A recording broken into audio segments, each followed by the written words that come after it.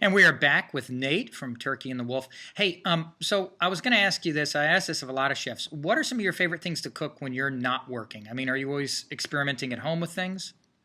Yeah, I like to experiment some, but I mostly like to cook things that are relatively simple, kind of hearty single pot dishes like pot roast or some sort of soup or things like that that are, I can kind of put them on the stovetop or put them in the oven and then walk away from them and come back and they're ready. So it's not very labor intensive when I'm at home. When you're coming up with something new, how do you have a process you go through for that?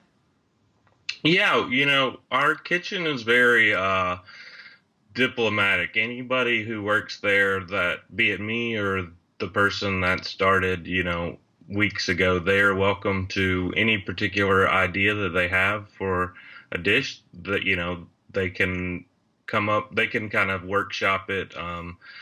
And then, they make one, we all taste it, then we kind of like go around in a circle and, give opinions and kind of go from there. Now, do you grow any of your own food like your parents did? I have a little garden in the back of my house. Right now I have a bunch of mustard greens in it, and I've been using those in salads and things, but I don't have a ton of space. But when I was growing up, we were kind of all in charge of one particular thing in the garden. So I did a lot of that growing up and try to do some now, but just space-wise, I don't have a ton of space to do a full garden. Now, I also like to try to ask, almost every chef that I interview this. What are some of your best tips for ordinary people like me who just want to up their cooking game? Are there any principles that you particularly swear by? I think, it's just more than anything, it's kind of, you know, things that you have at restaurants that you're generally like, oh, those are really good. They're high in acid, high in salt, things like that. So I try to, when I'm cooking, just season things in a way that you want to go right up to the line without crossing over the line and be like, oh, that's too salty or too acidic, that kind of thing. But generally, I'd say for home cooks, season things probably more than you might think that they need to be seasoned. Last, I know that there are a lot of chefs who travel different places to learn different types of influences. Is that something that you've done or that you have intentions of doing at some point? Yeah, we travel quite a bit.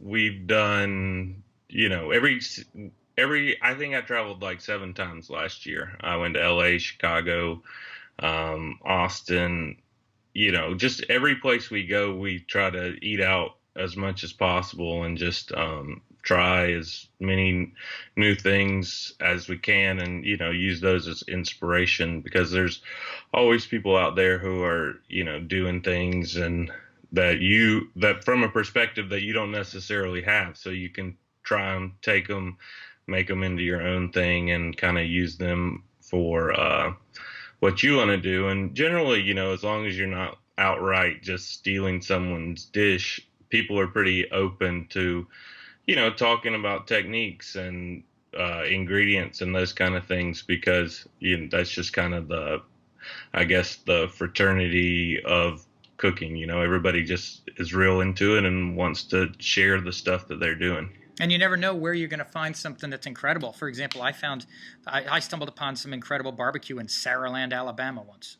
Yeah, and you'd exactly. think you'd find it in the main part of the city, but nope, outskirts, perfect. Yeah. Well, thank you so much for joining us today, Nate. Ladies and gentlemen, Nate Barfield. Yeah, thanks for having me. Take care.